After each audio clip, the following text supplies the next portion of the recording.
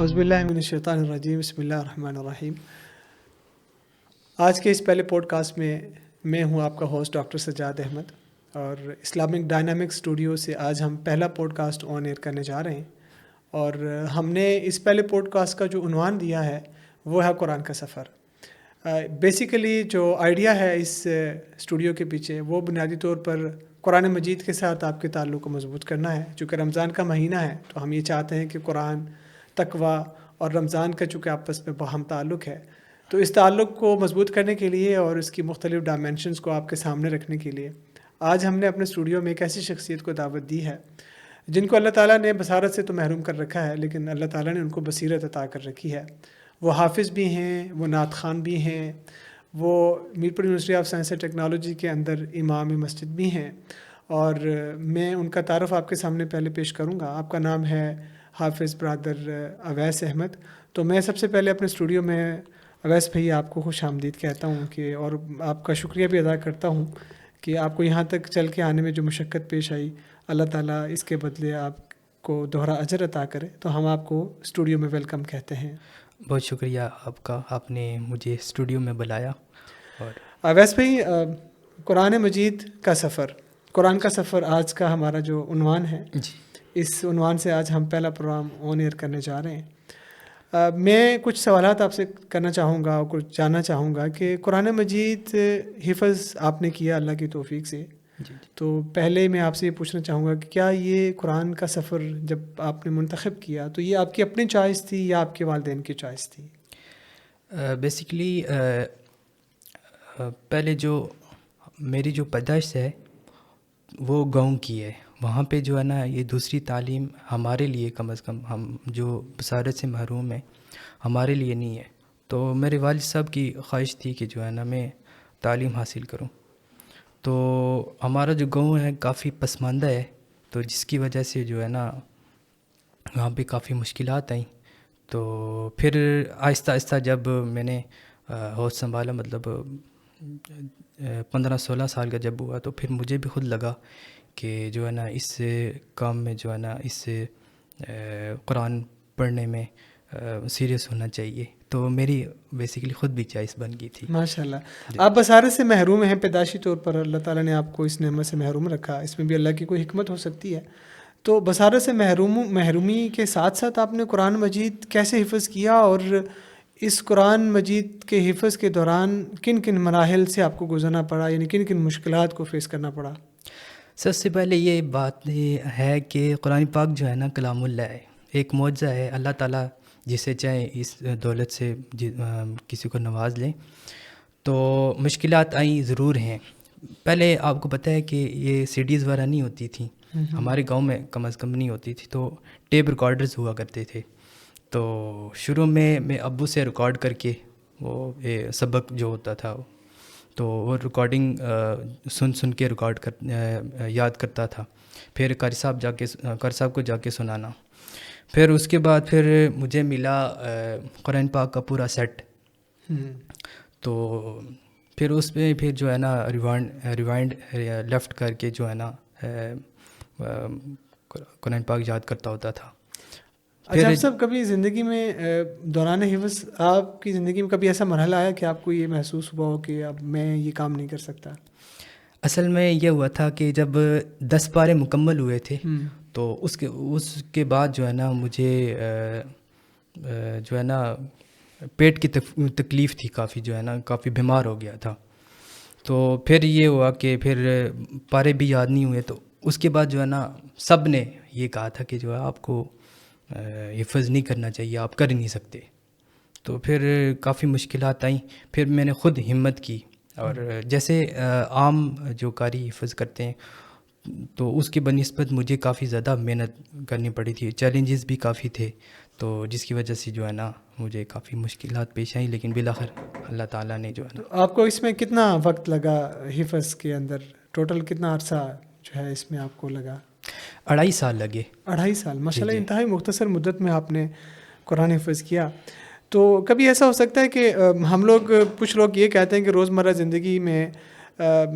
زندگی کے اندر جس طرح کی ہماری لائف سٹائل بن چکا ہے، جیسے ہماری مصروفیات ہیں، تو لوگ یہ کہتے ہیں کہ اس کو یاد رکھنا ہمارے لیے بہت مشکل ہے. حفظ تو کرنا اتنا مشکل نہیں ہے، لیکن بعد میں اس کو یاد رکھنا ہمارے لیے مشکل ہے.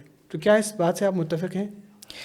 دیکھیں، اگر روزانہ میرا ماننا یہ ہے کہ آدھا پارہ اگر روزانہ کوئی بھی قرآن پاک پڑھتا رہے، یاد کرتا رہے، تو اسے قرآن پاک نہیں بھولتا. بیسیکلی اصل ہوتا ہے کہ قرآن پاک سے آپ کا تعلق کتنا ہے. ٹھیک ہے. ٹھیک ہے، اگر تعلق ہو تو پھر یہ قرآن پاک نہیں بھولتا. اچھا خیر صاحب، یہ بتائیں کہ قرآن مجید حفظ کرنے کے بعد آپ کیا سمجھتے ہیں کہ آپ کی زندگی میں جو سب سے بڑی تبدیلی آئی ہے وہ کیا ہو سکتی ہے؟ آپ کچھ شیئر کریں گے اپنے احساسات، جذبات ہم سے؟ قرآن پاک پڑھنے کے بعد جو ہے نا، ایک تو انسان کا ذہن بہت تیز ہو جاتا ہے. مطلب عام جو نارمل پرسن ہوتا ہے اس کی بنسبت جو ہے نا، جو صلاحیت ہوتی ہے نا محسوس کرنے کی، وہ بھی تیز ہو جاتی ہے.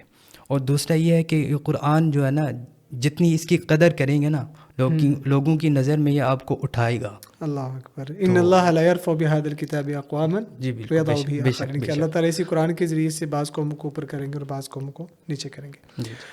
تو مطلب آپ قرآن پڑھتے ہیں، ہم دیکھتے ہیں کہ بعض لوگ قرآن مجید کے ساتھ ریئیکٹ بھی کر رہے ہوتے ہیں. تو آپ ایک تو ہم آپ سے سننا چاہیں گے وہ خاص مقام جو آپ سمجھتے ہیں کہ آپ کے نزدیک یہ وہ مقام ہے قرآن مجید کا جو آپ کے دل کے اوپر چوٹ لگاتا ہے، جو آپ کو بہت زیادہ متاثر کرتا ہے. آپ ہمیں کچھ سنانا بھی پسند کریں گے اور وہ جگہ بھی بتائیں جہاں سے آپ بہت زیادہ پڑھ کے ان آیات کو متاثر ہوتے ہیں. سورۃ الرحمن ہے اور کچھ اس کی مخصوص آیات ہیں. تو آپ ہمیں قرات کر کے سنائیں ہمارے ناظرین کو، تاکہ وہ آپ کے قرآن سے مستفید بھی ہو سکیں. اعوذ باللہ من الشیطان الرجیم. بسم اللہ الرحمن الرحیم.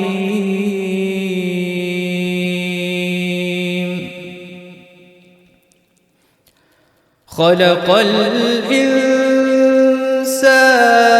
من صلصال كالفخار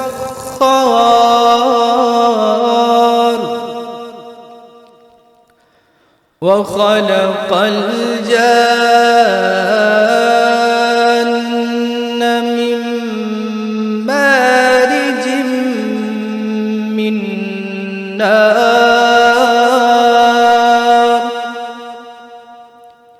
فبأي آلاء ربكما تكذبان رب المشرقين ورب المغربين فبأي آلاء ربكما تكذبان مرج البحرين يلتقيان بينهما برزخ لا يبغيان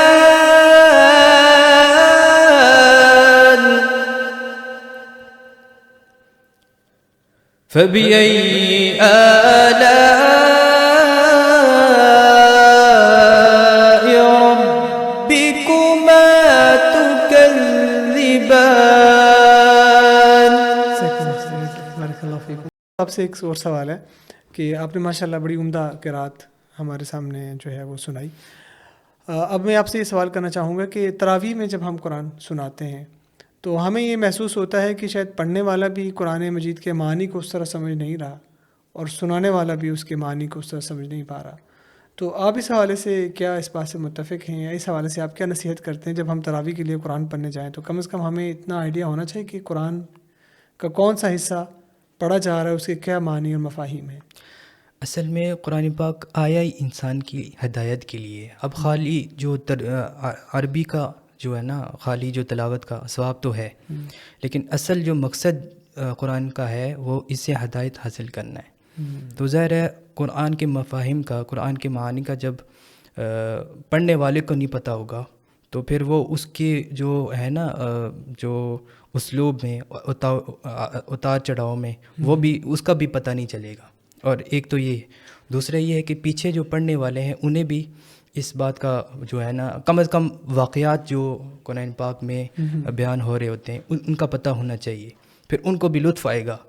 یہ آج کل یہی ہو رہا ہے نا کہ جہاں پہ صورتیں پڑھا رہے ہوں قاری صاحب وہاں تو رش لگا رہتا ہے، تو جہاں پہ قرآن پاک سنایا جاتا ہے حالانکہ وقت وہی لگتا ہے لیکن وہ دوری اختیار کی جاتی ہے. وہ اس لیے کہ قرآن پاک سمجھا نہیں ہوتا تو بوریت محسوس ہو رہی ہوتی ہے. تو میں یہ سمجھتا ہوں کہ قرآن پاک سمجھنے کے لیے بیسک جو ایک پڑھا لکھا انسان ہے، مطلب عالم نہیں ہے، اسے مختلف کورسز کروائے جاتے ہیں آج کل، وہ کروائے جائیں تاکہ بیسک جو ہے نا جو سمجھ ہے وہ اسے حاصل ہو جائے. سب ماشاء اللہ آپ کا مختلف ایپس پہ بھی آپ کام کرتے رہتے ہیں قرآن کی آسان فہم کے لیے. آپ اس طرف آپ کا خاصا تجربہ بھی ہے چونکہ آپ کچھ سافٹ ویئر بھی استعمال کرتے ہیں اسپیشل اپنے لیے. تو آپ اس میں قارئین کو کچھ ایسی چیزیں بتائیں گے کہ ہمارے لیے کم وقت میں قرآن مجید کو سمجھنا ہمارے لیے آسان ہو، کم از کم ایسے ہو کہ جو ہم لوگ تراویح کے لیے جائیں، مثلا آج دوسرا یا تیسرا پارہ پڑھا جا رہا ہے تو ہمیں کم از کم اس کے حوالے سے ایک اوور ویو اس کا ہونا چاہیے کہ اس رکعت میں قرآن مجید کا کون سا حصہ ہم سے کیا تقاضا کر رہا ہے. اس حوالے سے آپ کچھ ڈائریکشن دینا چاہیں ہمیں. دیکھیں مختلف علماء نے کتابیں لکھی ہیں، مطلب یہ جو قرآن کے مضامین پہ مشتمل ایسی کتابیں ہوتی ہیں، اور کچھ ایسی تفاسیر بھی ہیں جیسے ابوالعلا مدودی یہ تفہیم القرآن ہے، اس کے جو سورہ ہوتی ہے نا اس سے پہلے اس کا خلاصہ جو ہے نا وہ بیان کرتے ہیں، وہ لکھے. یعنی آپ یہ بتانا چاہ رہے ہیں کہ قارئین اگر تراویح پڑھنے کے لیے جا رہے ہیں تو تفہیم القرآن کا ابتدا میں تھوڑا سا خلاصہ پڑھ لیا جائے تو وہ کافی مددگار ہوگا ان کو قرآن سمجھنے میں. جی یہ صرف ایک مثال ہے، مطلب جو بھی آپ بہتر سمجھتے ہیں تو اس کا مطالعہ کر کے جائیں تاکہ آپ کو اندازہ ہو سکے کہ کیا ہو رہا ہے. کر صاحب اب مثال کے طور پر جو آپ کے اس سفر پہ آپ کے شریک بننا چاہتے ہیں، یعنی وہ اس سفر پر چلنا چاہتے ہیں، قرآن مجید کے ساتھ اپنے تعلق کو مضبوط کرنا چاہتے ہیں یا وہ قرآن حفظ کرنا چاہتے ہیں، جو نئے قراء ہیں یا جو اس سفر کا آغاز کر رہے ہیں، ان کے لیے آپ کیا نصیحت کرتے ہیں یا ان کو کیا ایڈوائس دیتے ہیں جو کچھ آپ اپنے تجربات کی روشنی میں آپ نے سیکھا؟ دیکھیں قرآن پاک ایک تو یہ ہے نا کہ جہاں بھی پڑھیں مستقل مزاجی سے پڑھیں، ٹھیک ہے، مستقل مزاج. جی مستقل مزاج ہونا چاہیے. تو اگر مستقل مزاج ہوگا تو نہ ہی اتنا وقت لگے گا، دوسرا یہ کہ منزل آپ کو صحیح یاد ہو جائے گی. تو کوشش یہ کریں کہ بعد میں کوئی چھوٹی مطلب مختصر سی تفصیل لے کے اس کا مطالعہ کریں، اور مطالعہ کرنے میں کسی استاد کی ہیلپ لی جائے تو یہ کافی بہتر ہوگا. اچھا آپ سب قرآن کے سفر پر جب آپ چلے، آپ بینائی سے محروم تھے، اللہ تعالیٰ نے آپ کو توفیق دیا، آپ نے 2.5 سال میں آپ نے جیسے بتایا کہ میں نے قرآن حفظ کیا ہے، تو اس دوران اس سفر پہ چلتے ہوئے آپ کے ساتھ کوئی ایسا غیر معمولی واقعہ پیش آیا جس سے آپ کے اندر قرآن کے رستے کو اڈاپٹ کرنے کی تڑپ زیادہ بڑی ہو؟ دیکھیں قرآن پاک پڑھنے والا جو ہے نا قرآن پاک کا جتنا بھی ادب آپ کریں گے نا تو اتنا جو ہے نا، میں نے پہلے بھی بات کی تھی کہ آپ کو زیادہ عزت اللہ تعالیٰ دیں گے، ٹھیک ہے. جب میں اسی طرح حفاظ قرآن کو دیکھتا تھا، قرآن پاک کی تلاوت کرتے تھے، اور دوسرا یہ ہے کہ جو ہمارا تعلق بھی ہے آپ کو پتہ ہے کہ ایجوکیشن سے ہے، تو جو بھی حفاظ قرآن ہوتے تھے تو وہ جو ہے نا ہم سے بہتر پرفارم کرتے تھے. تو میں نے سوچا کہ یار پھر یہ اگر قرآن پاک حفظ میں بھی کر لوں تو میرے اندر بھی یہ بھی صلاحیتیں ہو جائیں. اور دوسرا یہ ہے کہ قرآن پاک کے بارے میں، قرآن کے جو فضائل کے بارے میں جو احادیث مبارکہ اس طرح سنتے تھے تو پھر وہ تڑپ زیادہ پیدا ہوتی تھی. تو پھر اللہ تعالیٰ نے بھی اگر آپ یہ کہیں جی، ہم لوگ کہتے ہیں کہ جی اگر آپ سے کوئی یہ پوچھے کہ قرآن حفظ کرنے کا سب سے بڑا انعام کیا ہے تو آپ اس کو کیا جواب دیں گے؟ میں اگر قرآن حفظ کرنا چاہتا ہوں، آپ مجھے کہتے ہیں کہ سب سے بڑا انعام آپ کے لیے یہ ہے. دیکھیے دنیا میں تو عزت ہے ہی، لیکن آخرت میں سب سے بڑا انعام تو ہے نا کہ سب سے پہلے یہ ہے کہ اللہ تعالیٰ جو ہے نا آپ کو اس کے بدلے میں جنت عطا فرمائیں گے. وہ کہتے ہیں کہ جنت کی سیڑھیوں میں چڑھتا جا اور پڑھتا جا. تو اس سے بڑا انعام کیا ہو سکتا ہے؟ بے شک. بارک اللہ فیکم. آخر میں ہم لوگ یہ چاہیں گے کہ جس طرح آپ تراویح میں قرآن ہمیں سناتے ہیں نا، ایک دفعہ فاتحۃ الکتاب آپ پڑھیں اور اس کے بعد چند آیات ہمارے اختتامی جو لمحات کے لیے آپ ہمیں سنائیں، اور اس کے بعد پھر انشاءاللہ ہم اس پروگرام کا اختتام کریں گے. لیکن اس سے پہلے آپ سے سننا چاہیں گے. اچھا، کوئی ایک طرز نہیں ہوتی، مختلف بدلتی رہتی ہیں. اچھا، آپ کی طرز سے ماشاءاللہ آپ کو عبور حاصل ہے ان تمام طرزوں پر. جی الحمدللہ. الحمدللہ. کوئی جو سب سے اچھی آپ کو لگتی ہے وہ سنائیں. الحمد للہ رب العالمین الرحمن الرحیم مالک یوم الدین ایاک نعبد و ایاک نستعین اہدنا الصراط المستقیم صراط الذین انعمت علیہم غیر المغضوب علیہم ولا